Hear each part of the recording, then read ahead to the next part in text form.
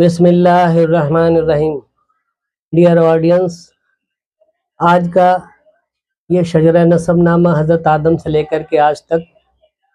آج کا موقف یہ ہے کہ جب حضرت یوسف علیہ السلام اپنی پھوپھی کے یہاں سے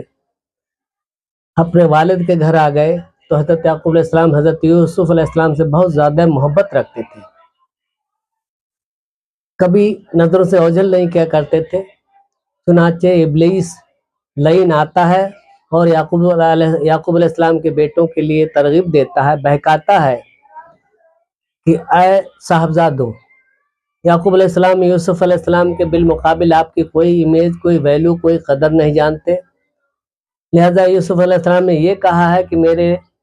لیے 11 ستارے اور چاند اور سورج سجدہ کر رہے ہیں، چاند اور سورج والد ہیں اور 11 ستارے آپ بھائی ہو۔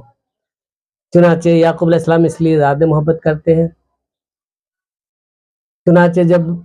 یوسف علیہ السلام کے بھائیوں نے جب سنا کہ یوسف علیہ السلام نے ایسا بولا ہے تو آپ سے نفرت کرنے لگے اور ایک میٹنگ کرتے ہیں، کسی طریقہ سے حضرت یوسف علیہ السلام کو راستے سے ہٹایا جائے۔ چنانچہ یہ خفیہ طریقے سے میٹنگ کرتے ہیں اور یوسف علیہ السلام کے لیے بہکاتے ہیں کہ اے بھائی، اب رات اور دن مکان میں پڑے رہتے ہیں، ہمارے ساتھ چلیں اور سیر و تفریح کریں۔ چنانچہ حضرت یوسف علیہ السلام کی سمجھ میں آتا ہے، پھر والد صاحب سے کہتے ہیں، والد بزرگوار یوسف علیہ السلام گھر میں رہتے ہیں رات اور دن، ہم ان کے لیے سیر و تفریح کرائیں جس سے ان کی طبیعت صحیح ہو، ان کا ٹائم بٹے۔ تو یعقوب علیہ السلام فرماتے ہیں مجھے خوف ہے کہیں بھیڑیا نہ کھا جائے۔ لڑکے بہت ہی ضد کرتے ہیں تو یعقوب علیہ السلام یوسف علیہ السلام کے لیے ہمراہ کر دیتے ہیں۔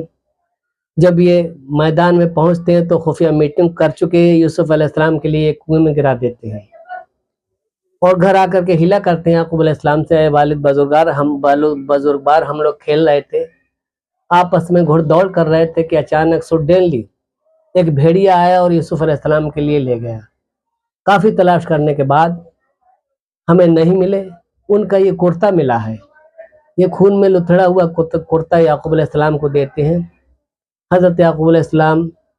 وہ کرتا آنکھوں سے مل کر کے بہت زیادہ زار و قطار روتے ہیں، حتیٰ کہ آپ یوسف علیہ السلام کے غم میں اتنا روتے ہیں کہ آپ نابینا ہو جاتے ہیں۔ خداوند قدوس نے آپ کی ایک بات پکڑی تھی کہ آپ نے یوسف علیہ السلام کے لیے جب اپنے بچوں کے حوالے کیا تو اللہ تعالیٰ کے سپرد نہیں کیا، اپنے بچوں کے حوالے کیا تھا۔ خداوند قدوس کی بارگاہ میں آپ کی بات پکڑاؤ ہوئی،